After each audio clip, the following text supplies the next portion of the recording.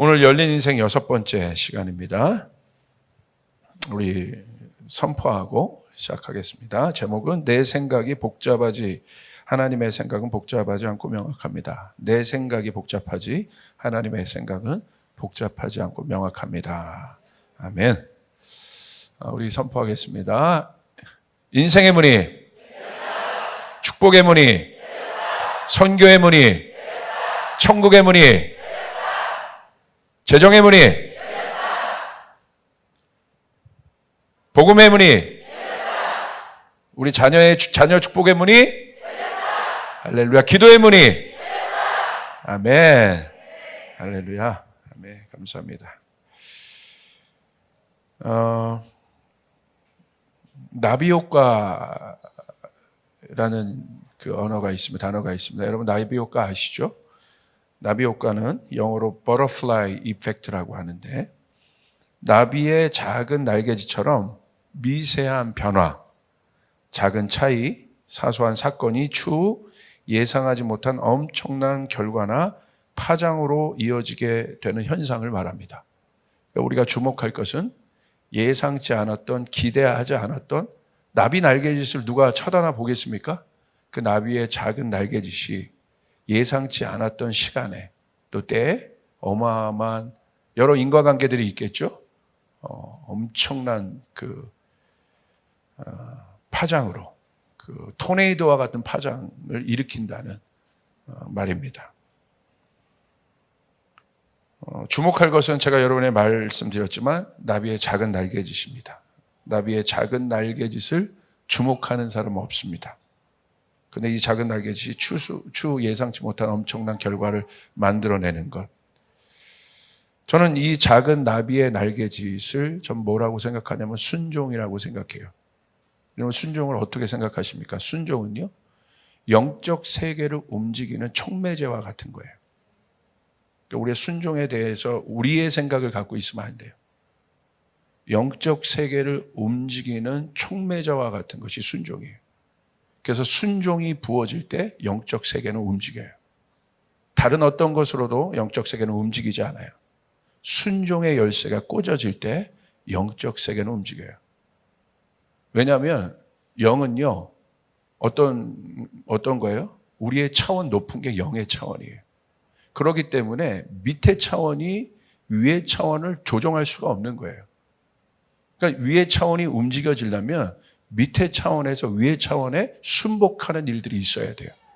그래야 위의 차원이 움직이게 되는 거예요. 근데 우리는 착각해요. 내가 뭐 해서 움직인다고 생각해요. 그러니까 여러분, 이게 비단 우리 안에만 있는 일이 아니라 이게 영적 원리이기 때문에 무당도 그렇게 하는 거예요. 무당도 신내림 받기 위해서 어떻게 합니까? 순종하는 거예요. 악한 영에게. 악한 영이 시킨 거를 하는 거예요. 다른 거 하는 게 아니에요. 악한 영의 계시를 받는 거예요. 순종하는 거예요. 그리고 정성을 다해 악한 영에게 예배를 하죠.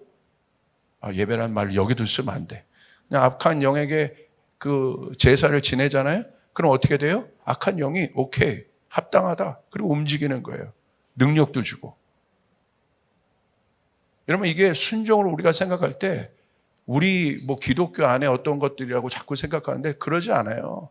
이게 어마어마한 영적인 단어예요. 할렐루야. 그래서 여러분, 세상도요, 악한 영이요, 악한 영에게 숭배하는 자들이 있어요. 순종하고 따라가는 자들이 있어요. 레이디 가가나 닐라스 엑스나, 저는 문화 쪽에 관심이 있으니까 그런 쪽에, 다윈 같은 사람도 그런 사람이죠. 학계 쪽에서 어떻게 합니까? 순종하는 거예요. 그러니까 악한 영이 주는 계시를 받고 움직이는 겁니다. 얼마나 강력합니까? 복종하는 거예요. 마찬가지입니다. 여러분에게도 하나님 나라의 역사가 나타나길 원합니까? 그러려면 순종해야 되는 거예요. 순종할 때 영적 세계는 움직여요. 그러므로 여러분, 신앙에 있어서 가장 중요한 성도의 태도를 한마디로 말하면 순종이라고 얘기할 수 있어요. 여러분, 다시 말합니다. 여러분이 갖고 있는 순종의 컨셉을 없애요. 성경에서 말하는 순종의 컨셉을 여러분 잡으시길 바랍니다. 순종은요, 행위의 영역이 아니에요. 우리가 순종을 행위의 영역이라고 생각하니까 힘든 거예요. 여러분, 행위의 영역은요, 종교입니다. 우리가 하나님 앞에 나갈 때 행위로 나갑니까? 여러분이 아버지 앞에 나갈 때 행위 때문에 아버지가 여러분을 기뻐하십니까? 아니요. 행위 때문에 여러분을 기뻐하시는 것이 아니라 하나님 아버지는 여러분의 존재 자체를 기뻐하십니다. 근데 우리가 착각하고 있는 거예요. 모든 것을 행위로 여러분 환원해서 환치해서 받아들이기 때문에 이건 사단의 굉장히 강력한 거짓말이거든요. 그래서 어떤 역사도 나타나지 않고 힘만 든 겁니다. 종교 생활은 힘이 드는 거예요. 기쁨이 없어요. 종교 생활에 여러분 종교 생활하는 사람의 여러분과 신앙 생활을 하는 사람의 가장 큰 차이가 뭐냐? 기쁨이 있는가 없는가에 대한 차이다. 오늘 여러분에게 기쁨이 있기를 주님의 이름으로 축복합니다. 여러분, 누가 순종할 수 있습니까? 이걸 물어봐야 돼요, 우리는. 순종의 행위 자체가 아니라. 순종은 정체성과 연결되어 있습니다. 하나님께 순종할 수 있는 사람은 하나님이 창조주시고 아버지시고 내 삶의 주관자라는 사실을 믿는 사람에게만 가능합니다. 다시요. 그것을 믿는 사람에게만 순종이 가능해요. 나머지 내가 뭐 순종하고, 그거 순종 아니에요, 여러분. 엄밀히 말하면. 여러분이 행위하는 거지. 그 행위에는 어떤 역사도 일어나지 않아요. 바리새인들이 뭐 하나님 앞에 나가서 순종하는 것 같죠? 그건 행위입니다. 사울이 제사했잖아요? 그건 행위예요. 근데 사울의 제사를 보고 사무엘이 뭐라고 얘기해요? 제사를 드렸잖아요. 근데 뭐라고 얘기해요? 불순종했다고 얘기하는 거예요. 그러니까 행위의 영역이 아니라는 거예요.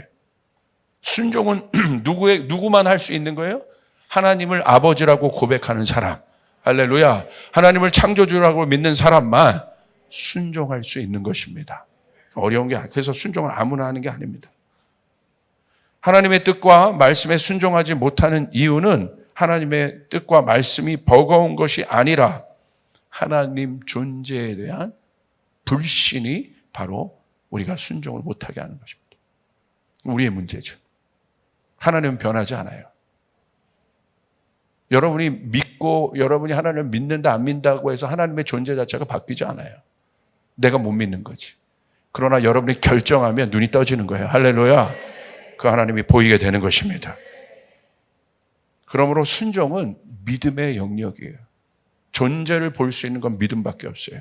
보이지 않잖아요, 하나님. 그 보이지 않는 하나님을 볼 수 있는 건 믿음밖에 없다.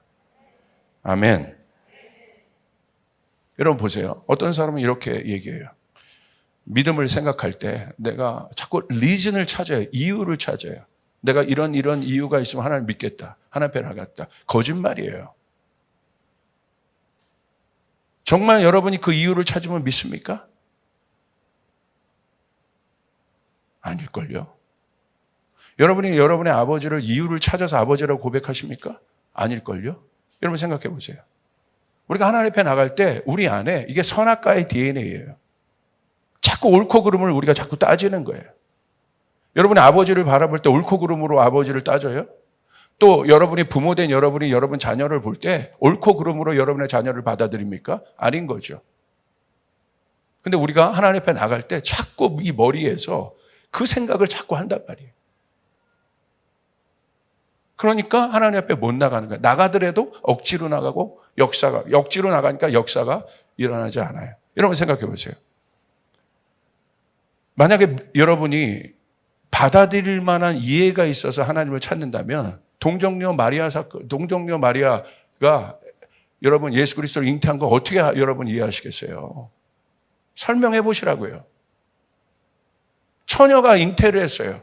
이해해서 예수님을 믿습니까? 이해해서 하나님을 받아들입니까? 홍해가 갈라진 사건을 이해하시겠냐고요.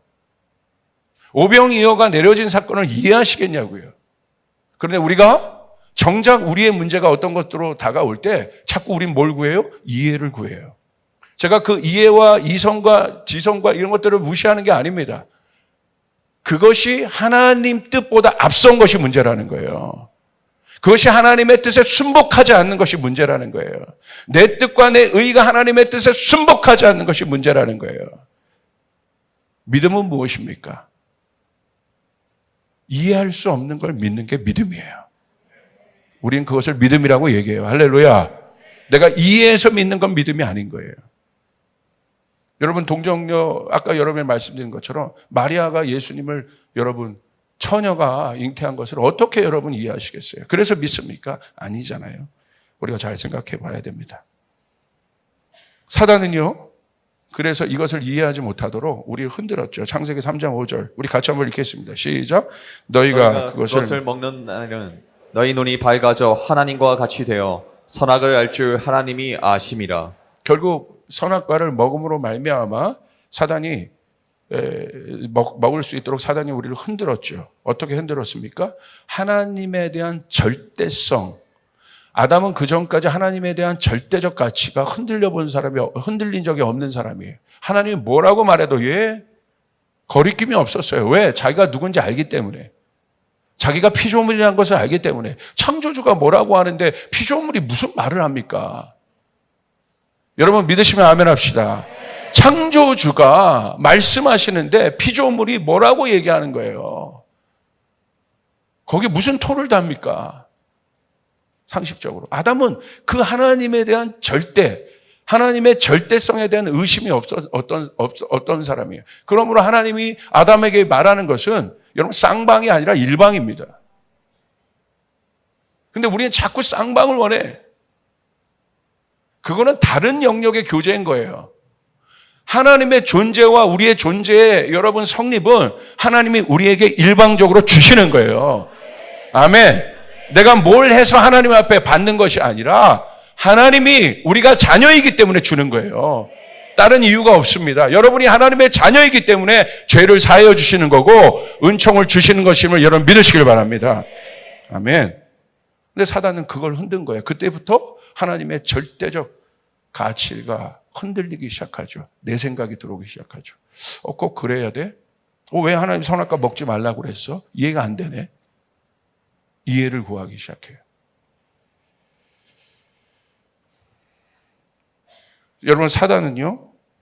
그런 의심과 불신을 우리의 원죄 가운데 넣어버렸어요. 여러분 보세요. 탕자의 큰형. 아버지를 신뢰하지 않죠. 신뢰하는 것처럼 같이 있다가 결정적인 시간에 자격 없는 동생을 잘해주는 아버지가 자기 생각으로 못마땅해요. 잘해줄만 해서 잘해줘도 마음이 좀 불편할 텐데 잘해줄 이유가 하나 없는 동생을 자기 이성과 생각으로 잘해주니 못마땅하는 거죠. 왜 잘해주냐는 거예요. 우리 집에 어려움만 끼친 저놈을. 이해가 안 되는 겁니다. 그런데 아버지의 사랑은 그게 아닌 거죠. 가인 보십시오. 아벨의 제사만 받는 하나님에 대한 불신이 있죠.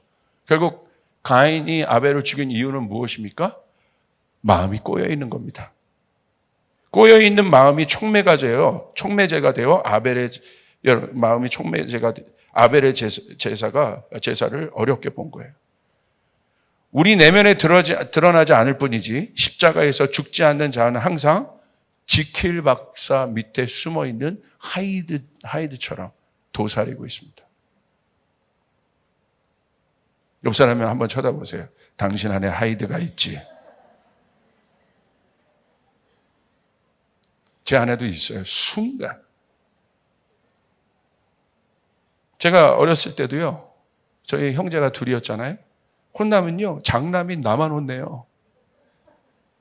그래서 제가 막 따집니다. 왜 나만 혼내고 동생은 혼내지 않느냐. 둘째가 얍삽합니다.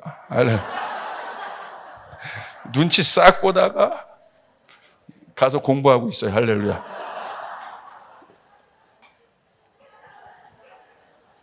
이것이 제가 공평하다 묻는다면 맞는 말일 수 있죠. 아버지 불공평하잖아요. 같이 때리셔야지. 그런데 얼마나 부끄러운 일입니까? 제가 불공평하게 얘도 때려달라고 얘기하면. 그랬으면 좋겠습니다. 할렐루야. 아니죠. 미성숙한 아들이죠. 교회에서도 자꾸 그런 거 내세우는 사람이 있어요. 자기 너무 똑똑하다는 거지, 결국은. 그 의입니다, 자기 의. 뭐 이렇게 교회에서 그 비판을 합니까? 옳고 그름으로 뭔가를 그렇게 따집니까? 교회 안에서의 피드백 문화는 건강하게 하는 거예요. 격려해 주는 게 피드백이에요. 할렐루야. 교회에서도 그런 걸 따져요. 뭐가 마음에 안 드느니 뭐가.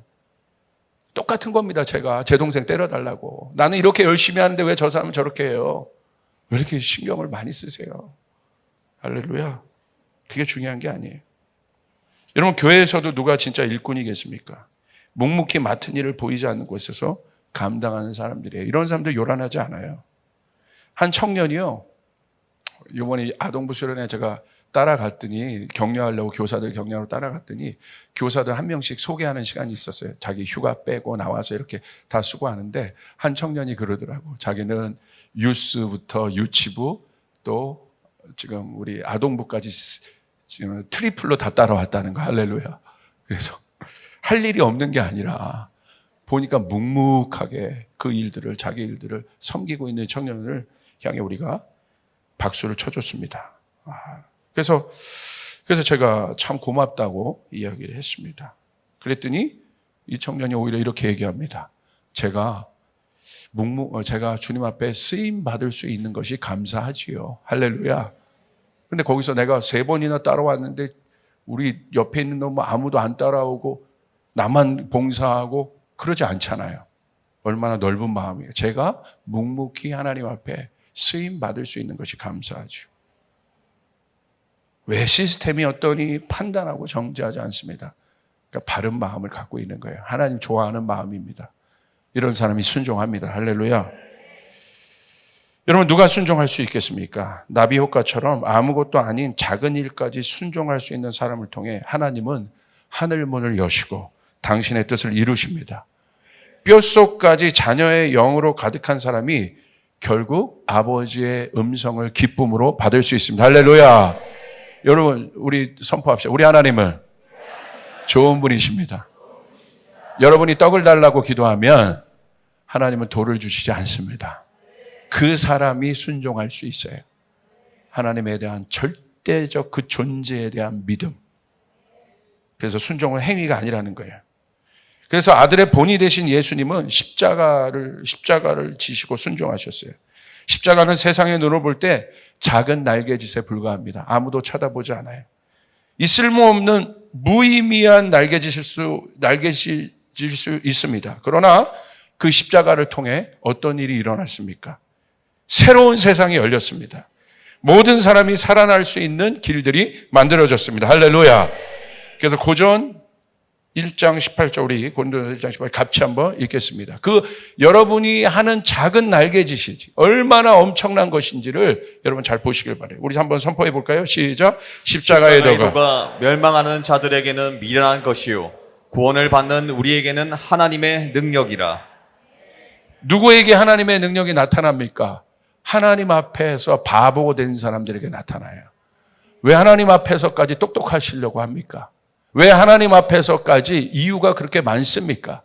하나님은 우리보다 높으신 분입니다. 하나님 우리 생각보다 높으신 분입니다. 하나님 우리보다 능력이 많으신 분입니다. 누구에게 하나님의 능력이 나타납니까? 미련한 십자가의 도를 따르는 자들이에요. 세상 사람들이 십자가를 거절하는 이유가 뭔지 아세요? 생각으로 판단하니까. 저거 왜 따러? 내가 저걸 왜 줘? 죄인들이나 지는 건데. 미련한 거라는 거예요. 머리로 이성으로 판단하면 십자가의 도를 따를 수 없습니다. 미련한 것으로 보이기 때문에. 내가 계산하면 하나님의 뜻을 따를 수 없습니다. 내 생각으로 가면 하나님의 뜻이 온전히 나에게 이루어지지 않아요. 결정적인 순간에 그거 거절할 겁니다. 왜? 어려운 거야. 내 생각으로 내 자녀를 교육하면 하나님의 뜻이 나타나지 않습니다. 왜? 어려운 거야. 왜? 세상의 거울 앞에 우리들이 있기 때문에. 그 절대적 가치가 흔들려요. 여러분 그거 아세요? 왜 여러분 많은 사람들이요, 우리의 자신을 비추기 위해서, 우리 자신을 비추려면 어디에 비춰야 돼요? 거울에 비춰야 되잖아요. 세상의 거울에 자기를 비추면서 막 이게 나다라고 막 그러죠. 여러분 우리는 세상의 가치를 따르는 자들이 아님을 믿으시길 바랍니다. 할렐루야. 우리를 비추려면 말씀의 거울에 비춰야 된다는 거예요. 아멘. 거기에 비춰야죠. 내 자녀도 마찬가지예요. 여러분의 자녀가 하나님의 은총 받기를 원하시면 아멘 합시다. 말씀의 거울에 비추셔야 되는 거예요. 그런데 유혹이 있다니까요. 사단의 미혹이 있어요. 너 그렇게 하면 안 돼. 그렇게 해서 뭐 영어 수학 뭐 저렇게 못하는데 네 아이 어떻게 될 것 같아? 자신 있으세요? 저희 커버넌트 제가 분명히 입학할 때 목사님들 와서 축사해줘. 고 목사님, 박동찬 목사님 다 선포해 주셨어요. 이 학교 들어오려면 세상교육 포기해라. 동의합니다. 기억하십니까? 그것과 싸우는 거예요. 무시하는 것이 아니라, 세상교육 무시하는 것이 아니라 하나님의 뜻과 하나님의 뜻이, 하나님의 은총이 부어지게 해달라고, 하나님 앞에 바로 선 삶을 살게 해달라고 우리가 커버넌트를 연 거 아니겠습니까? 그건 저는 믿습니다. 하나님이 지지해 주십니다. 하나님이 축복해 주십니다. 하나님이 지지해 주는 인생이 돼야 됩니다. 수학책 열린 것보다 그 인생 앞에 여러분 말씀이 열려 있어야 되는 거예요. 링컨이 그랬어요. 하나님의 말씀을 보기 전까지는 나는 어떤 책도 펴지 않는다. 그 절대적인 가치가 있기 때문에, 절대적인 믿음이 있기 때문에 하나님이 그를 쓰시는 거예요. 할렐루야. 여러분 믿으셔야 돼요. 비단 이게 뭐 공부의 영역뿐만 아니라 여러분이 살고 있는 모든 영역에서 비즈니스 하시는 분, 일터에 계신 분들 그 절대적 가치를 가지고 당당하게 가시길 바랍니다. 할렐루야. 케르케고르가 그런 얘기를 했어요. 어떤 얘기를 했습니까? 성도들에게 고난은 당연한 거다. 왜 당연한 거냐? 세상 사람들의 방법대로 안 사니까 고난 받는다는 거야. 세상 사람들의 방법대로 살면 타협을 해야 돼요. 타협해야 돼요. 그러지 않습니까? 그런데 거기서 타협을 안 하니까 고난을 받는 거야. 그래서 케르케고르는 뭐라고 얘기했냐면 그 고난이 네가 하나님을 잘 따라간다는 증거이다. 할렐루야. 그러기 때문에 넌 그 고난 속에서 기뻐하라는 거예요. 얼마나 강력합니까? 얼마나 당당한 자입니까? 여러분 당당하셔야 된다는 거야. 하나님이 여러분 안에 계십니다. 절대적 믿음. 그것이 우리에게 필요한 것입니다.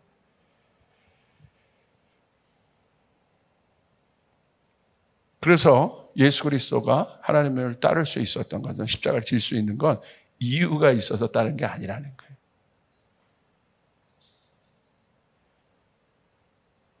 그렇죠? 십자가를 지는 것을 어떤 이유를 찾을 수 있겠어요? 아버지가 말씀하셨기 때문에 지신 거예요. 아버지를 신뢰하기 때문에. 할렐루야. 그런데 그 아버지는 역시 신실한 분이셨어요. 죽었지만 그 아들을 부활시켰습니다. 할렐루야. 이게 고난 뒤에 있는 영광이라는 거예요. 이거 세상이 몰라요. 우리만 아는 거예요. 비밀. 혹시 여러분 그리스도 때문에 여러분 고난을 받고 있다고 한다면 기뻐하시길 바랍니다. 여러분이 하나님 잘 믿고 있다는 증거입니다. 목사님, 제 삶은 너무나 평안한데요. 둘 중에 하나예요. 하나님이 정말 강력하게 축복해 주셨던, 아니면 어마어마하게 막 셉셉이처럼 타협을 하고 있던, 둘 중에 하나야. 1번 어마어마한 은총입니까? 뒤에 셉셉입니까? 제 얘기죠. 그렇죠? 예수 믿는 게 뭐라는 걸 한번 생각해 봐. 예수 믿는 나는 뭐냐라고 해. Who am I? 내가 누군가? 예수님을 따라가는 제자가 누군가? 제자가 하는 일 말고 나는 누군가? 그것에 대한 질문인 거예요. 하나님의 말씀으로 자녀를 키우는 부모가 누군가? 뭘 해줘서 부모가 아니라 부모가 누군가? 그냥 세상 부모 말고 하나님의 말씀을 믿는 부모. 뭐가 다른 겁니까? 뭐가 어떤 다름으로 자녀를 교육하고 계십니까? 뭐가 달라요? 질문해 보셔야 돼요. 우리 교회도 마찬가지예요. 뭐가 다른 거죠? 우리가 뭐 이런 거 하고 뭐 예배도 이렇게 하고 뭐 예배팀도 좋고, 아니요. 뭐가 다른 겁니까? 우리가 그리스도의 제자로서의 삶을 제대로 따라가지 않는다면 이건 다 이벤트일 뿐이에요. 여러분 주님의 제자의 삶을 따라가야 하는 거예요. 할렐루야. 그래서 참다운 순종은 내 뜻과 의도와 상관없이 하나님의 일을 따르는 것입니다. 그게 아브라함이 우리에게 보여준 믿음이에요. 제 아들을 드려라. 무슨 이유를 찾겠어요? 거기에 하나님이니까 따른 거예요. 내 뜻과 의도가 1도 중요하지 않다는 것을 아는 것이에요. 와, 제가 레디컬하게 썼어요. 내 뜻과 의도가 하나님의 뜻 앞에 1도 중요하지 않아요. 믿음으로 고백하시면 아멘 합시다. 여러분을 무시하는 게 아니에요. 그보다 크신 하나님이 우리 하나님이라는 거예요. 내 생각보다 크신 하나님이 나의 하나님이라는 거예요. 그럴 때 우리는 진정한 자유를 경험할 수 있어요. 내가 내 자녀를 막 이렇게 주물럭주물럭 거리면서 키우는 것보다 하나님이 내 자녀의 하나님이라는 거. 그때 나는 자유할 수 있어요. 걱정하지 마시길 바랍니다. 그 든든한 자유함이 우리한테 있어요. 이사야서 55장 8절 9절 우리 같이 한번 큰 소리로 읽어볼까요? 시작. 이는 내 생각이 너희의 생각과 다르며 내 길은 너희의 길과 다름이니라. 여호와의 말씀이니라. 이는 하늘이 땅보다 높음 같이 내 길은 너희의 길보다 높으며 내 생각은 너희의 생각보다 높음이니라. 여러분 믿으시면 아멘 합시다. 아멘. 그러므로 나의 존재의 명확성은 나를 증명해서 명확해지는 게 아니에요. 스펙을 많이 쌓아서 명확해지는 게 아니라 하나님의 존재가 명확해지면 내 존재도 선명해지는 거예요. 할렐루야. 선명해지는 거예요. 아주 분명해요. 한 목사님이 간증하신 것을 제가 들었어요. 이 목사님 소아마비입니다. 그래서 하나님을 청소년 때 만났어요. 기도 응답을 구했어요. 야고보서 1장 6절의 말씀을 가지고 기도했는데 그 말씀이 오직 믿음으로 구하고 조금도 의심하지 말라. 의심하는 자는 마치 바람에 밀려 요동하는 바다 물결 같으니. 의심하지 않고 구하면 다 이루어 주신다고 했지. 그래, 그러면 내 소아마비도 하나님이 고쳐주실 거야. 4년을 기도하셨대요. 그런데 안 고쳐졌대요. 근데 그 말씀에 의거하면 딱 하나밖에 없잖아요. 내가 의심했나? 의심했으니까 안 들어주시는 거 아니야? 계속 그 마음이 있었다고. 이 말씀이 되게 부딪혔던 거예요. 그래서 이분이 미국으로 가서 유학을 하셨어요. 어느 날 한 동네를 지나는데 신유 집회를 하고 있더래요. 그래서 딱 갔더니 할머니들만 이렇게 모여 있더래요. 그래서 신유 집회니까 나도 고침을 받나? 그래서 얼마나 하루도 빼지 않고 그 기도를 했다니 주님 나를 고쳐주십시오. 믿음으로. 그런데 보통 신유 집회를 이분이 좋아하지는 않았대요. 너무 시끄러워서. 갔는데 한 목사님이 오셔서 이분을 위해서 잠잠히 5분을 기도해 주셨대요. 근데 마음이 좋았다는 거예요. 따뜻했다는 거예요. 막 이렇게 하는 게 아니라 잠잠히 5분을 간절히 기도해 주셨대요. 그리고 나서 물어봤대요. 하나님이 저를 고쳐주십니까? 그랬더니 이분이 딱 보더니 이런 말씀을 하시더래요. 하나님 고쳐주시죠. 그러면서 근데 왜 저는 이대로입니까? 제가 믿음이 없습니까? 의심합니까? 그랬더니 그 목사님이 그 얘기를 하시더래요. 바울의 얘기를 하면서. 바울의 육체의 가시가 있었지 않습니까? 바울의 육체의 가시. 근데 바울의 육체의 가시를 하나님 앞에 고쳐달라고. 그게 무슨 병인지 모르겠어요. 간질이라고 얘기하는 사람도 있고 어려운 병인 거예요. 고쳐달라고 얘기했습니다. 그랬더니 하나님이 3번이나 기도했잖아요. 그러니까 하나님이 나타나서 어떻게 하셨어요? 네가 어마어마하게 큰 계시를 받았는데 그 계시가 너무 커서 오히려 하나님이 육체의 가시를 둠으로 말미암아 바울이 그 어마어마한 계시를 보호해 주신 거다. 그러면서 네 은혜가 내게 족하다. 그리고 나서 바울은 다시 기도하지 않았다는 거예요. 묻는 거예요. 형제, 바울은 고쳐졌을까요? 안 고쳐졌을까요? 여러분, 고침을 받은 거죠. 할렐루야. 그 순간 바울의 육체의 가시는 가시가 아니라 뭘로 보였습니까? 은사가 돼버렸어요. 할렐루야. 그 순간 이분이요. 그 말을 듣고 그날 저는 치유받았습니다. 이 소아마비가 저에게는 능력이 되었습니다. 놀랍지 않아요? 내 생각과 달라요. 내 뜻과 우리 하나님의 뜻은 다른 거예요. 이제 변화되어야 되는 거예요. 진짜 예수님의 제자가 돼야 되는 거예요. 아멘. 내 판단 그렇게 신뢰하지 마시길 바랍니다. 여러분 보십시오. 다윗의 인생을 한번 제자의 인생 한번 들어볼게요. 여러분, 다윗이 자신의 계획과 상관없는 일방적인 부르심과 기름 부음을 받았습니다. 다윗이요, 사무엘이 오니까 와, 나도 저기 가서 기름 부음을 받아야겠다 그랬습니까? 아니요. 다윗은요, 저기 가가지고 원래대로 구석에서 양치고 있었을 뿐이야. 하프 키고 노래하고 올 뿐인데 원래 리스트에도 없는 자예요. 근데 사무엘이 딱 있더니 없거든, 그 사람이. 그랬더니 뭐라고 했어요? 아들 한 명 데리고 오라고. 더 있다는 거야. 데리고 왔더니 쟤다. 다윗이 기대하지 않았다니까요. 다윗이 예상한 게 아니에요. 다윗이 자기 인생을 여러분 계획한 것이 아니에요. 하나님이 일방적으로 부르신 거예요. 할렐루야. 그리고 기름 부으셨어요. 사무엘상 16장 14절에 보니까 사무엘이 기름 뿔병을 가져다가 그의 형제 중에서 그에게 부었더니 이날 이후로 다윗이 여호와의 영에 크게 감동되니라. 할렐루야. 그날 이후부터 다윗은 자기 생각대로 살지 않아요. 전적으로 하나님 앞에 순종하여 살기 시작해요. 여러분, 이게 성령님의 역사가 지난주와 동일한 설교예요. 성령님의 역사가 나타나는 삶과 성령님의 역사가 나타나지 않는 종교는 판이하게 다른 거예요. 우리 교회는 성령의 역사가 나타나야 하는 것이에요. 하늘의 놀라운 능력이 이 땅에 풀어져야 되는 것이에요. 여러분에게 이루어져야 되는 것입니다. 누구에게 이루어지냐는 거예요.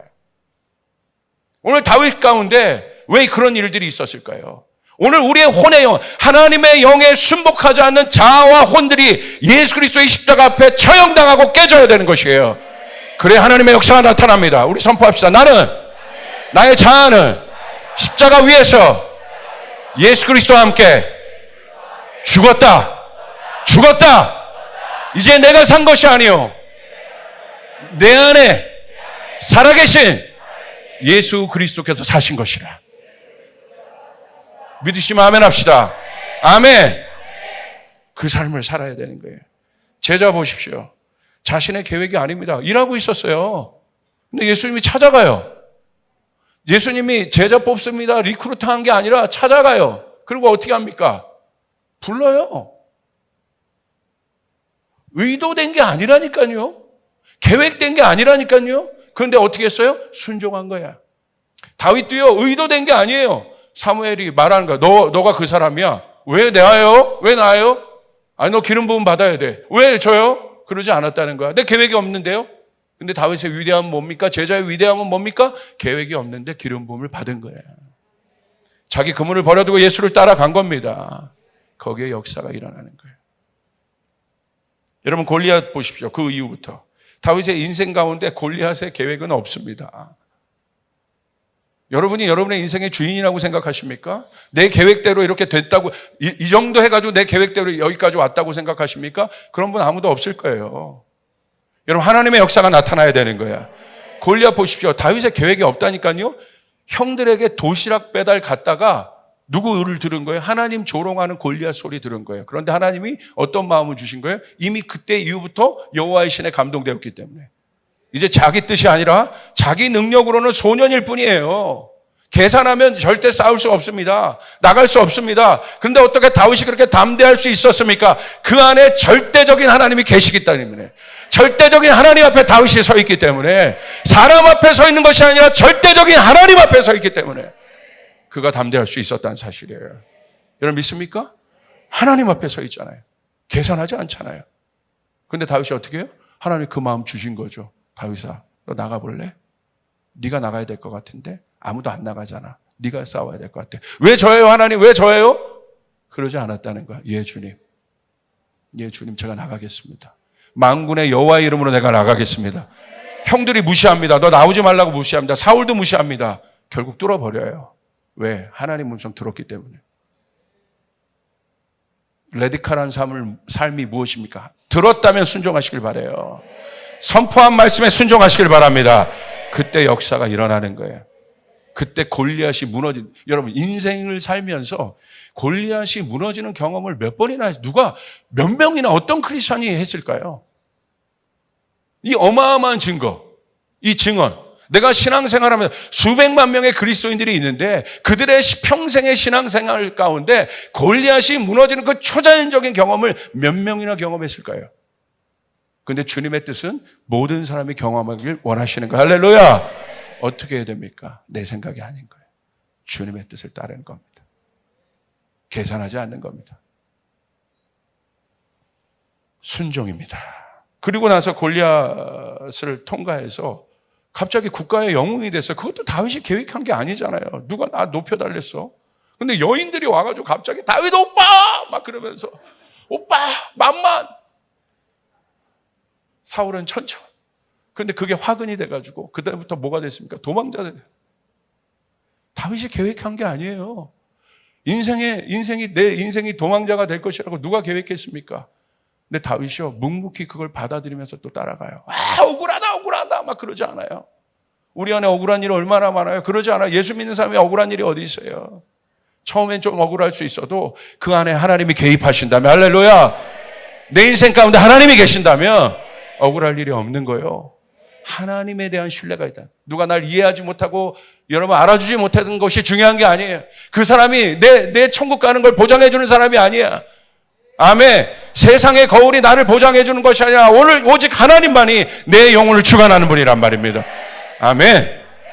그거죠. 그리고 아둘람굴로 갔어요.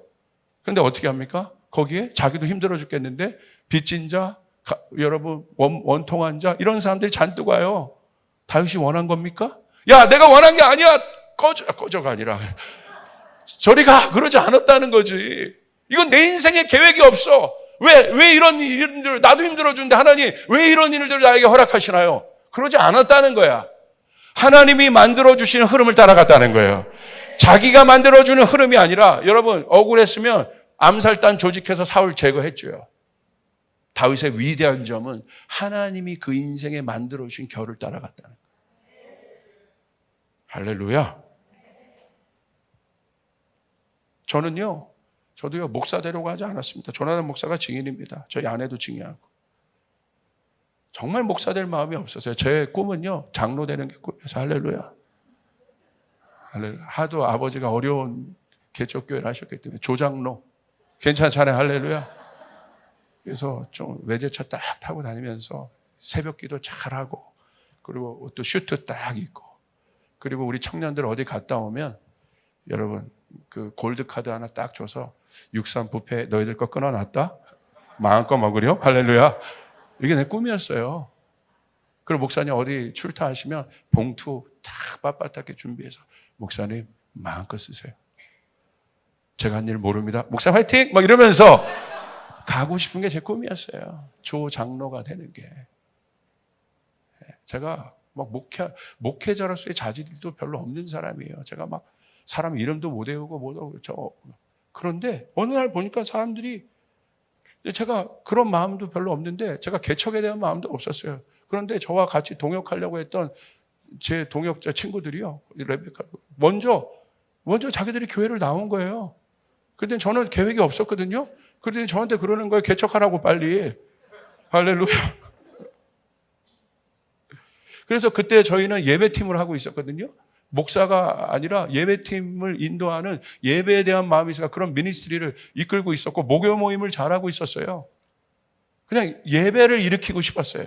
그렇게 하고 있었는데, 그래서 우리 정경관사님 아버님 교회에서도 예배하고 목요일을 잘하고 있는데, 갑자기 초청한 터키에서 선교사님 오시더니 예언적으로 우리 공동체에게 선포한 거예요. 이 교회는, 이 모임은 교회가 될 것입니다. 선교하는 교회가, 가만히 보니까 터키네. 지금 생각하니 이 교회는 흩어지는 교회가 될 것입니다. 선포하고, 제가 그때 주님의 음성을 들렸어요. 왜냐하면 잘하고 있었잖아요. 이거 잘 키우면 좋은 모임이 될 수 있고, 마커스 같은 그런 모임이 될 수 있는 그림들이 있었어요. 그런 예배 모임이 될 수 있는. 그런데 오자마자 이 모임은 교회가 될 것입니다. 그때 제가 뭐라고 했냐면, 그날 들은 대로 바로 순종했어요. 오늘 이 시간 이후부터 다음 주부터 우리는 목요 모임 없습니다. 두렵지요. 계획이 안 된 거잖아요. 근데 순종한 거예요. 그리고 어디로 간 거예요? 우리 조승현 목사님 집에 가서 예배한 거예요. 몇 명 모여서.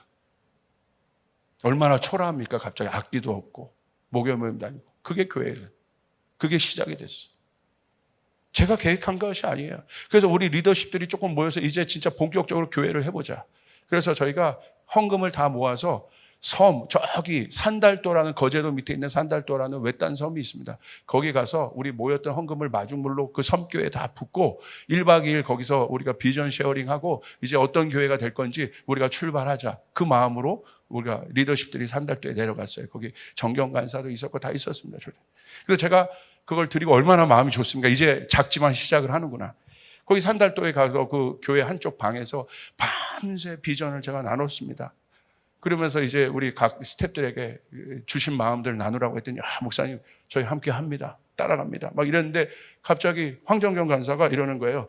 저는 아직 계획이 없는데요. 할렐루야! 죽여버리려고 그랬어요. 아멘. 여러분, 산달도 가가지고 그 헌금 다 모아서 헌금하고 이제 시작이고 뭐하고 비전 쉐어링 나누고 마음 모르는데 이제 마지막에 정경간사만 이제 목사님 제가 일어나서 함께 합니다 하는데, 목사님 저는 아직 계획이 없는데요. 할래.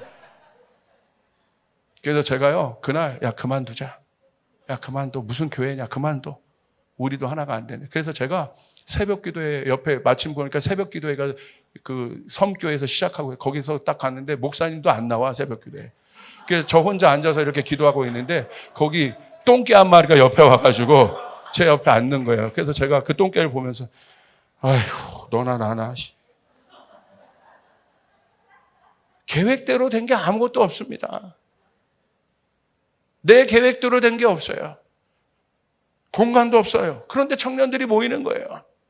사람들이 모이는 거예요.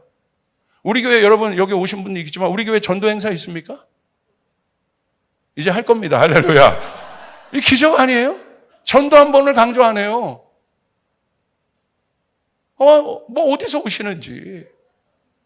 그리고 여러분 초창기 있을 때 한 8년 전에 카피풀에서 전화가 왔어요. 거기 보니까 그래도 알려진 목사님들 많이 나오는데 목사님 설교를 카피풀에 내고 싶다는 거예요. 그래요? 왜요? 저 같은 무명을? 저 거친데. 근데 거기 전화 와가지고 목사님 설교를 시켰다. 아무도 모르는데 나를. 제가 거기서 가피불에 연줄 돼가지고 뭐 돼가지고 저도 여기 한번 실어주세요. 그랬습니까? 거기서 부른 거예요. 그리고 조금 있더니 갑자기 책 내자고 계약을 하재. 아니, 전 쓸 내용이 없습니다. 무슨 내용을 씁니까? 8년 전에 계약한 거예요. 그리고 계속 밀어온 겁니다. 나는 책 안 내겠다고. 그러면서 제가 빠져나갈 구멍을 누굴 소개했냐면 고성준 목사님 소개해 준 거예요. 저기 똑똑한 양반이 하나 있으니 저분을 소개해 주면 대박 날 겁니다. 그거 잘해가지고 그리고 또 윤성철 목사님 소개해 주고. 그랬더니 이제 요번에 나온 건 규정에서 더 이상 목사님 미룰 수 없습니다. 우리도 기도하고 응답받은 겁니다. 이제 냅시다. 그때 승부 기도회 때 그래서 나온 거예요. 내 계획대로 된 게 아니에요. 우리가 했던 건 뭐예요? 순종밖에 없어. 작은 일에 순종했는데 여러분 하나님이 파도를 만드시는 거예요. 할렐루야! 이게 역사입니다. 오늘 여러분의 삶 가운데 주님이 말씀하시는 작은 것에 큰 거 순종하는 건 쉽다니까. 엘리야 목사님, 우리 이주열 목사님 와서 선포하신 것처럼 여러분 엘리야가 호렙산 가기 전에 하나님이 불에도 물에도 바람과 불에도 이렇게 강력하게 지진을 통해 나타나셨지만 하나님 거기 안 계셨잖아요. 하나님의 음성이 어디에 세미한 것에 그 이야기를 딱 듣는데 이거다. 작은 것에 순종하는 사람이 큰 것에 순종할 수 있다는 거예요. 작은 것에 타협하지 않는 사람이 큰 것에도 타협하지 않는 거예요. 오늘 순종하는 사람이 내일도 순종할 수 있다 이거예요. 할렐루야. 나는 누구의 것입니까? 나는 주님의 것인 거예요. 믿으시면 아멘 합시다. 나는 내 것이 아니라 주님의 것이라는 거예요. 그러므로 모든 걸 주님께 물어봐야 되는 거예요. 그러고 주님이 말씀하시면 순종하고 교회 비전이 선포되면 순종하고 따르고. 여러분 터키 놀랍지 않아요? 10년 전에 아시안 하이웨이에 선포했는데 2022년 열릴지도 했는데 갑자기 정말 터키가 열리고 그곳에 이제 10월 달에 저희가 가서 미션 베이스 우리 선교 국장님들 가서 미션 베이스 드디어 구입하러 갑니다. 할렐루야! 하나님의 꿈이 이루어지는 것이에요. 10년 전에 작게 순종한 그 마음을 순종하고 있는데 하나님이 나중에 토네이도를 일으키시는 거예요. 하나님은 그러신 분입니다. 여러분 앞에 있는 작은 순종을 무시하지 마십시오. 아멘. 우리 캐나다 내 계획이 아니라 하나님의 계획. 내가 만든 인생이 아니라 하나님이 만든 인생. 내가 일으키는 여러분 무브먼트가 아니라 하나님이 일으키는 무브먼트. 하나님이 일으키는 파도. 내가 일으키는 파도는 힘들어요. 내가 하기 때문에. 그러나 하나님이 일으키신 파도는 끝이 없습니다. 무궁합니다. 여러분 인생 가운데 이 파도가 하나님이 일으키시는 파도가 오기를 원하시면 아멘 합시다. 그래서 여기서 저는 계속 요즘에 성전에서 그 기도만 해요. 하나님 감사합니다. 파도를 일으키시옵소서. 내가 일으키는 것이 아니라 하나님의 파도가 일어날지어다. 우리 교인들을 사용하여 주시옵소서. 기쁨의 파도가 올지어다. 즐거움의 파도가 올지어다. 하나님이 일으켜 주시옵소서. 할렐루야. 그게 하나님 앞에서는 인생이에요. 그 사람은 당당한 거예요. 눈치 보지 않고. 내 주인은 다른 사람이 아니에요. 주님이신 거예요. 믿으시면 아멘 합시다. 우리 중보자가 꿈을 꿔서 저에게 보내줬어요. 어떤 꿈을 꿨냐면 저를 위해 기도할 때 말발굽이 바뀌는 모습을 봤다는 거예요. 대표적으로 저를 본 거죠. 우리 모두에게, 교회에게. 주께서 말발굽은 뭐를 의미합니까? 일단 말발굽을 댔다는 건 조련되었다는 것, 트레이닝 됐다는 걸 의미하고 그 꿈이 굉장히 영감이 있었어요. 그리고 말발굽은 왜 교체합니까? 교체하지 않은 말발굽을 갖고 달리면 달릴 수가 없어요. 그래서 여러분 발굽 교체해주는 사람들이 역할이 중요하죠. 말을 살피는 거죠. 다음 단계를 뛸 수 있도록. 주께서 우리 교회의 말발굽을 바꾸고 있습니다. 여러분의 말발굽을 바꾸고 있습니다. 할렐루야! 옛 말발굽을 떼어내고 옛 부대는 떼어내고 옛 생각은 떼어내고 새 생각으로 새 마음으로 새 말발굽을 밟고 달리는 여러분 되시기를 주님의 이름으로 축복합니다. 할렐루야. 주님께 영광의 박수 올리겠습니다. 우리 자리에서 일어나겠습니다. 우리 옆 사람에게 선포했어요. 당신의 말발굽이 교체되었습니다. 손 보지 말고, 손 보지 말고. 우리 한 5명에게 인사해 주세요. 하나님이 당신과 함께 하십니다. 하나님 당신과 함께.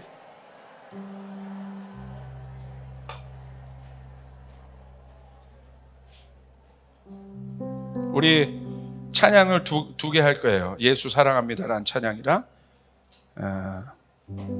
주가 일하시네 찬양할 겁니다. 여러분 우리 주님이 살아계신 줄 믿으십니까? 나는 누굽니까? 하나님의 자녀다.